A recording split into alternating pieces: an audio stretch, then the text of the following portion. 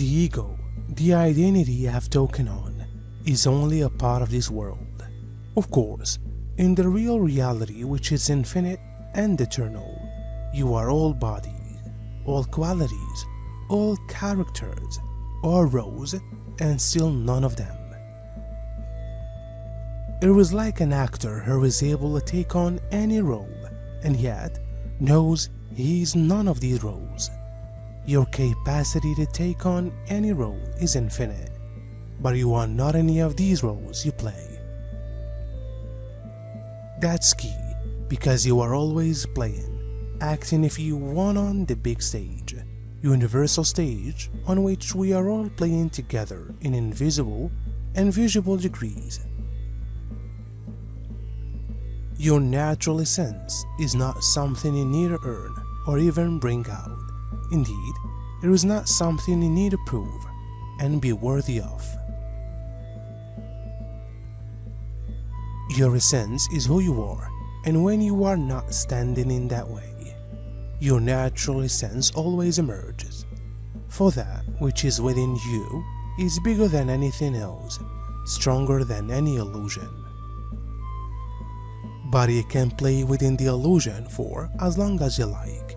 You can go back and forth for as long as you like, as you are a free being, loved regardless, that is, unconditionally. There is no limit, no restriction, no requirement that is ever set upon you. In fact, you set these upon yourself. The ego sets these upon the character it is playing, believing in the character to be this or that. Your essence is infinite in potential. It is eternal and never dies, or changes, or gets blemished by any role you play. We've told you this before, but we'll tell you again now that your thoughts do not originate within your head. You receive them just like you receive all energies, and when you start thinking about yourself as a part of a collective, you realize two things. Firstly, you can help the collective by what it is you put into that collective consciousness, and that requires no action whatsoever on your part. All you need to do is think a thought on purpose. Secondly, you are affected by the collective consciousness of which you are a part. Therefore, realize that what is going on within you may be due to the fact that you are picking up on something that is going on within your human collective and the consciousness you all share. Is home to spirits in the afterlife, and it can also support physical humans. There are numerous subrealms of existence within fourth density, with the lower subrealms being more dense than the higher subrealms.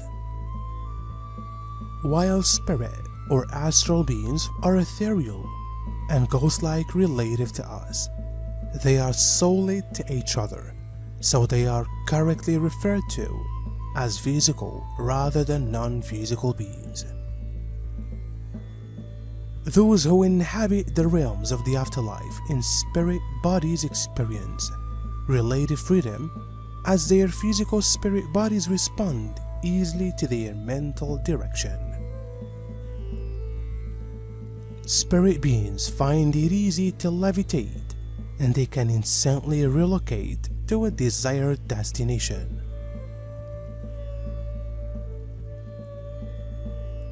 They can also create physical objects using the pressure of mental energy applied to the universal supply of etheric energy.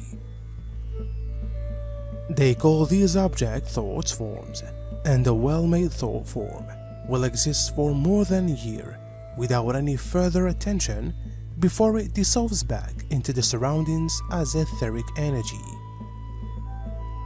With regular attention, it will stay in existence as long as it is important to someone. Therefore, be at ease, be in love, being joy is not something you need to try to be. It is something you naturally emanate when you allow yourself to let go of everything that is in the way.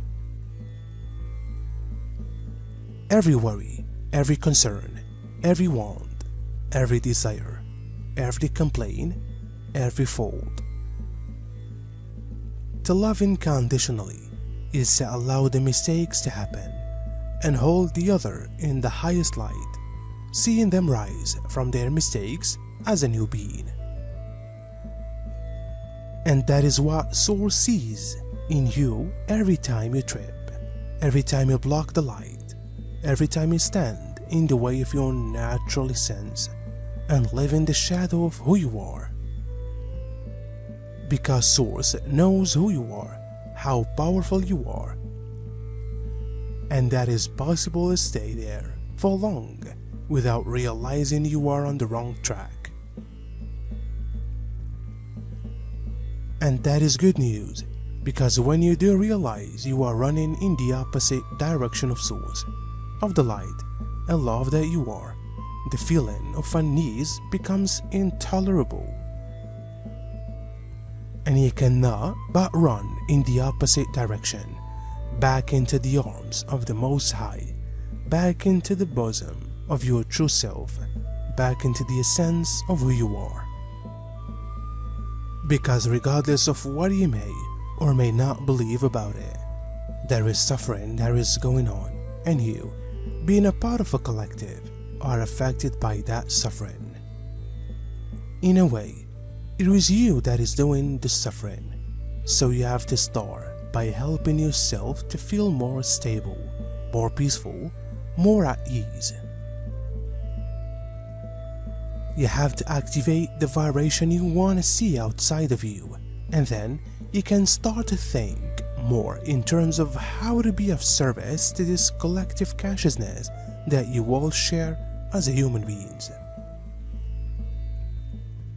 And you can do this for every single issue facing humanity. There is poverty, there is hunger, there is violence amongst individuals. There is all sorts of issues there on earth that you are dealing with, and while they may not be happening in your home, or in your neighborhood, or even in your country, they are real, and they are a part of your assignment. Ascension or rapture to a higher world has long been anticipated, but today, with global changes accelerating ever faster, we are obviously reaching the climax of changing. When it happens, in the blink of an eye, the physical material of the planet and everything upon it will upgrade from 3D to a higher existence, well within the 4D frequency range. These upgrades to a higher realm of existence became possible, but the collective oversouls of humanity decided to avoid the shock of sudden change and let the changes spin out in a digestible form over several decades.